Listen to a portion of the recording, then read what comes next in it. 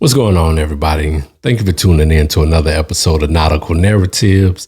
I am your narrator, the one, the only, Mr. First Class. So, I hope everybody is having a awesome, excellent week, day. Just, man, sometimes just get through the day sometimes is a good thing. But I pray everybody is doing well. I pray for your families that all is healthy, all is blessed. With that being said, if you like the content, as always, like, subscribe, share, hit the notification bell. I'm going to do my best to keep putting these stories out, keep telling y'all, about my career. And honestly, like I said, I do these for my babies so that in the future, when I'm not here, they can look back at these stories. But at the same time, if I can in any way, shape, form, or fashion help someone else in the meantime, in between time, I'm here for it. To God be the glory. With that being said, here's the bluff, or the bottom line up front.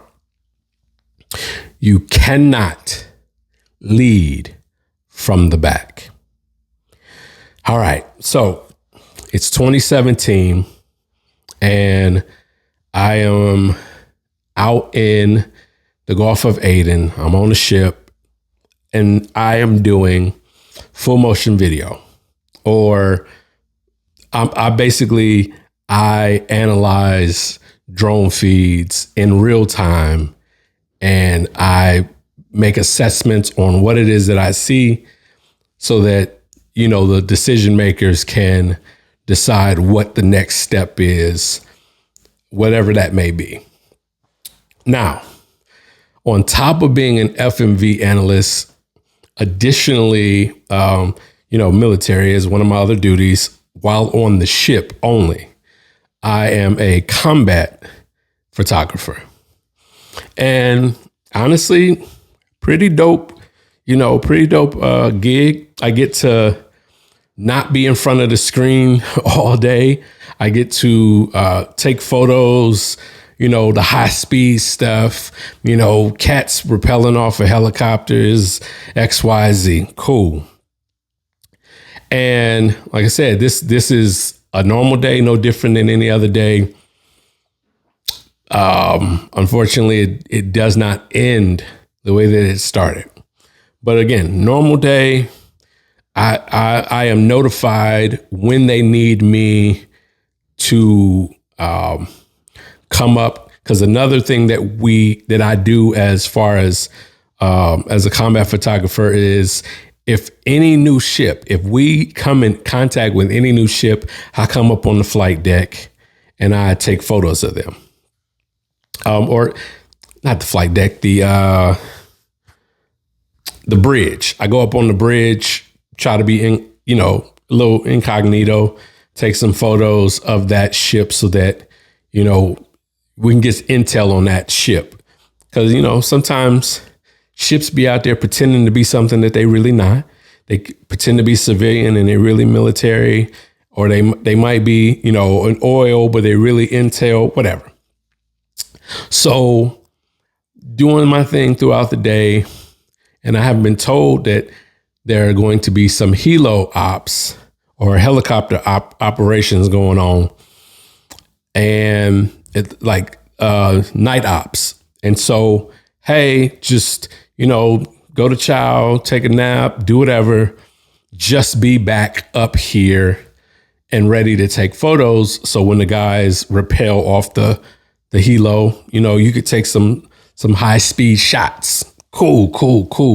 I'm good with that.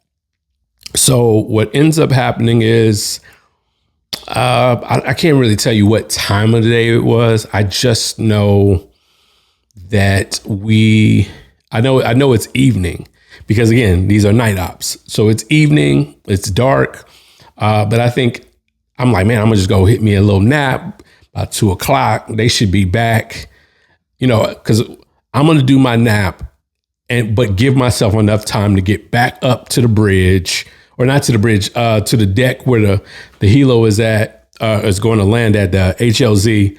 And then that way I'll be ready to go, have my vest on, my goggles and everything. Because if you've ever been blown by the propellers of a helicopter, especially with them coming down, listen, that thing will knock you right off the ship. So I, like I said, I go take a nap, and for some reason, something wakes me out of my sleep. I don't hear what the thing is that wakes me out of my sleep. I just know I'm shaking out of my sleep. Like it's something that like jolts me out of my sleep.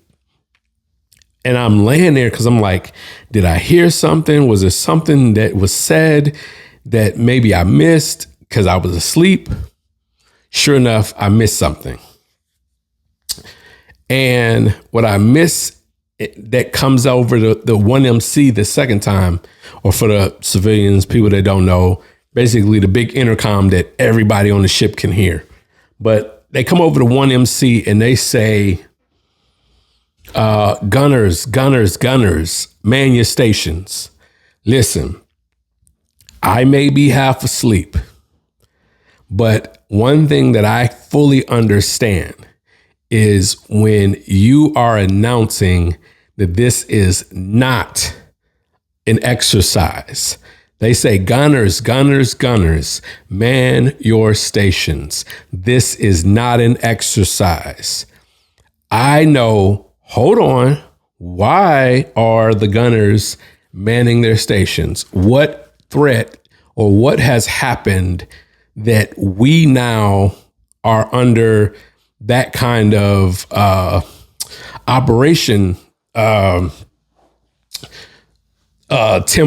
that we have gunners manning the 50 cals and all of that? And so I'm like, and the first thing that pops into my head is that we sleep at the water line, right? Anybody that understands what I'm saying, when if you're asleep at the water line of a ship, that means that if something hits the side of this, yeah, we pretty much out of there, because we gonna drown. Where we were at, there's no stairwell even close to us to help us like get to higher ground, to get to any of the life vest, or to get to any of the lifeboats. So we pretty much a goner. So even in my drowsy state, I immediately hit the ladder well, and I make it all the way up to just below the bridge, where I normally work at, on the ops floor.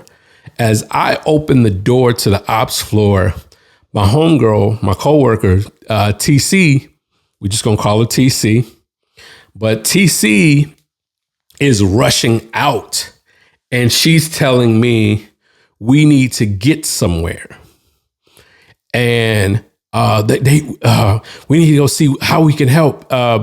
So essentially, what had happened is that helo that I was supposed to take photos of has crashed in the water. So now we have a rescue mission. So I went from taking, being tasked with taking photos, to now it's a rescue mission. Now we are standing by to assist in any way that we can. And we are intercepted by, so at the time, obviously I retired as an E6, but at the time, still an E6. TC is an E5, and then we are met by a senior chief, or an E8 in the Navy. And he's telling us the location that we need to head to. And then he's like, all right, go ahead. So he is behind us. And again, TC don't know what the name of that place that he just gave. We don't know which which deck that is. So every single level we stop to see like, yo, is this the one you're talking about? He's like, no, keep going. And we keep going. And we do this for three levels, 3 or 4 levels. Matter of fact, I think it was 4 levels. We finally get to where we're going. And he says, yeah, no. This is the one. This is the right one. Go that way. I am not soft-spoken. Let's just say that. I'm not a very soft-spoken individual, especially in situations that like this one, that are very high stakes, very intense. I, as an E6, probably shouldn't said of what I said to him, but I turned around and I yelled at the top of my lungs, because if you know anything about a ship, and the particular ship that we were on, a lot of machinery, a lot of noise happening.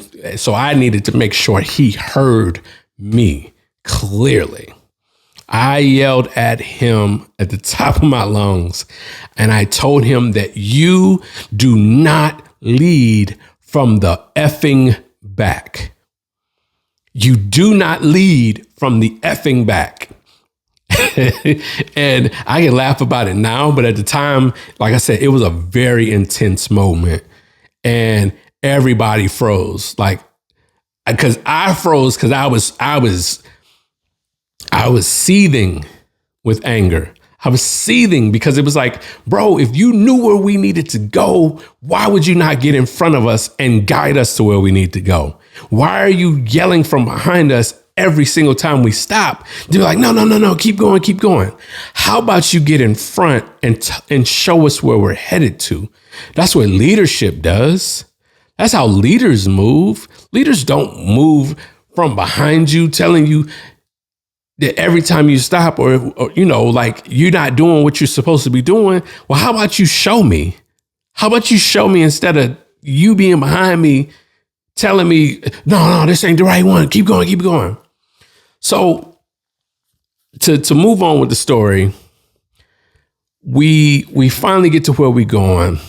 We move past that moment. There is definitely a little shock on everybody's faces, especially my homegirl TC. She's looking at me like, yo, did you really just do that? And like I said, in that moment, I don't care what your rank is. I do my very best, and I did my very best, because at this point, I just respect all of them equally. But back then, I did my best to respect the uniform, to respect the rank. But at the same time, it just was like that moment, I just felt the need to let him know, like, bro, you do whatever you need to do with me after the fact. But I'm going to call you out on the mat about not leading like you're supposed to be leading. Well, either way, we get to where we're going. And by the time we get there, they got towels, they got chairs, and they have rescued 5 of the 6 individuals from the helo. And when I tell you, it was stressful, it was intense. Every potential emotion that could be expressed in those 5 people was expressed. There were some people that were angry. There were some people that were disoriented. There were some people that were sobbing. Like some people were scared. It was a scary situation, because you're talking about you have fallen in the water inside of a helo. If things aren't right, if you strapped in, that helo is taking you with it. But 5 of them made it out. They all smelled of gasoline. So again, we're stripping them down. We throwing towels on them, just in any way we could help them. We just trying to. From there, it got bad. It got real bad.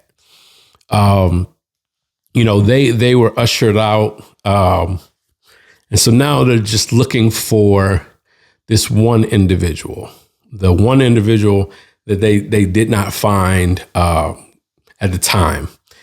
And mind you, when I went to Chow, I saw these people right before they went out on their helo ops. So I saw these people in the Chow Hall. And now 5 of them just came back covered in gasoline and just happy to be alive. And now we're looking for the 6th man. Now we're looking for the 6th man, and time is passing. And then at some point, the medical people kind of realized that a lot of us were standing around and we are of no medical, have no medical expertise. Like, I think I have, me and maybe a few other people, we might have had like TCC or TCCC, tactical combat care, tactical. Yeah. So basically, we know how to do certain things. Like if arms get blown off, legs get blown off, tourniquets, that kind of stuff. We know how to do that stuff, but we don't necessarily know how to be of any assistance any further at that point. And so they're basically trying to like tell us, hey, you know what I'm saying? Let's y'all need to get up out of here, move around. This is, super early in the morning at this point anyway. And my boss is what was he? He was a lieutenant. He pulled me and TC to the side and he said, hey, he's been out there for 10 hours. If you don't know anything about hypothermia, the way that our bodies are set up, we normally are at 98.6, but the water is 80 degrees. And while 80-degree water seems warm, what happens when you sit in that water for too long is that the body starts to try, because our body is mostly water, it starts to try to match the temperature of the water. And once you get that low, there's no coming back. And so now we're trying to deal with that. Now we're dealing with the weight of that. And so that is like heavy on us. And it pretty soon, the other part of that gets worse is that compounds the stress and the trauma, because now we all this stuff that's going on in front of us, and now we looking for a person that is pretty much gone, and we know for a fact he's gone. Part of the problem that we have now is me also knowing on a personal level that today is TC's son's birthday. And they are about to issue a whiskey river. Anybody that is not military or has not been in this environment and does not know what a whiskey river is that a service member has passed away. They essentially kill all comms. I have had this happen to me in Iraq multiple times, and now it's about to happen in Djibouti on this ship. Is that all comms, so all phones, all internet, all everything except the official stuff is killed and is going to be off for the entire time until they are able to notify the families.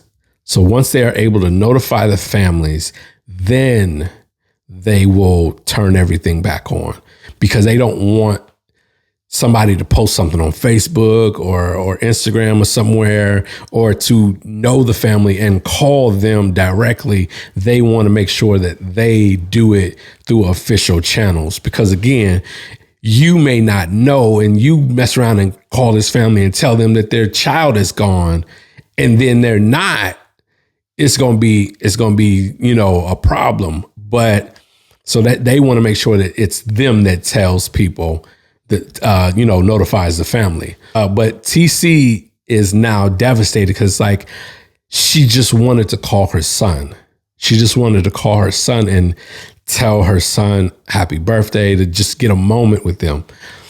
So we're being told that because we are the eyes in the sky, and we are the ones that analyze that, it's going to be required for us now to search for the body. And luckily we were able to fight against doing it immediately, because we were exhausted and we were, emotionally drained. And so luckily we were able to go to sleep. And TC was able to actually talk to her son, which, thank God. I can't remember how but she said somehow, some way she was able to, I think she somehow used a secure line, maybe somehow used a secure line to call a unsecure line. And then, like she finagled it somehow, some way. And she was able to talk to her son.